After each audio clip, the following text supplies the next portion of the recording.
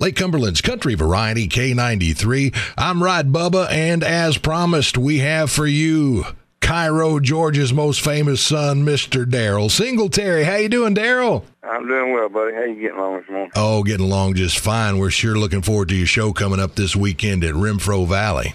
You bet. We're excited, too, man. Last time we were there, we got to open up for John Anderson, which was an awesome deal. I'm a huge John Anderson fan. Uh-huh. And I guess the response was kind of, the folks were kind enough to us to want to bring us back. So Oh, yeah. excited. We invite everybody to come out and listen to some country music. Well, is it kind of hard to understand how the way you feel opening up and hanging around John Anderson's the way most of those people out in the audience feel toward you? Well, I would hope so. I would like to think that, but you know what? I'm a country music fan. Yeah. And I feel fortunate to be able to do what I do and make a living. But I definitely am a fan. So when I get to be around guys like John Anderson, who I grew up listening to, it's definitely a little nerve-wracking for me. And I definitely don't take for granted that I do that to some people, but it'd be nice to know that they like what we do. I tell you, you have sat in the presence of some biggies. I have been very fortunate over my 15 years of being out touring and making music. I've been able to record with George Jones and Merle Haggard.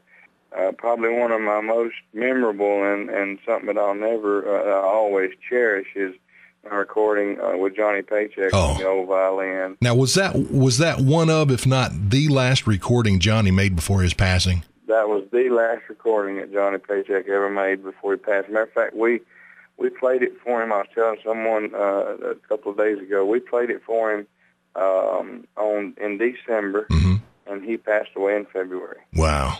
That is something. And we get requests for that all the time. That one in your cover of Conway's I'd Love to Lay You Down. Get calls for that all the time. You got 8 albums under your belt. You done any work lately in the studio working on anything new? No, sir. We haven't done anything lately. Last one, I guess, is just now a year old. Rocking in the Country. Yeah. So we haven't done anything. And I hope I ain't speaking out of turn, but we're talking about maybe doing a gospel record. I grew up listening awesome. And singing gospel music, and have always wanted to do a gospel CD. And E1 Music, who's my record label, they've kind of said that they'd like to maybe kind of get out of the lines a little bit and do a gospel record. So we'll see how that works out. But we always love country music. Right. Well, you've come a long way from working at a tractor dealership, I tell you. Yes, I have. Well, for sure. Give us a little insight as to what folks attending this show on Saturday at Renfro Valley are in for. A little bit of new stuff, old stuff, and surprises. Well, you know what? As we've done this interview, I've spoke with my influences: George Jones, Merle Haggard, and Paycheck.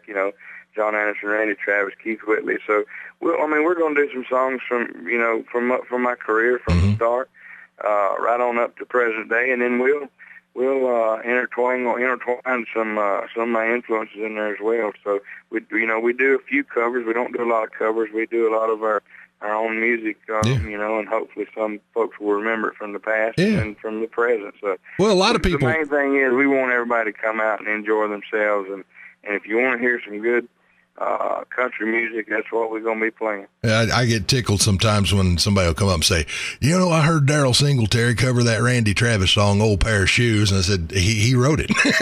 Yeah, exactly. Yeah, that's right. Randy covered my version of it. Got to give you your props on that. Well, Daryle, I tell you, it's wonderful talking to you, and not to diss anybody, but there's a lot of times you're scanning the radio and you're not sure what the format is because you've got people crossing over doing this, that, and the other, and it's like, that ain't country.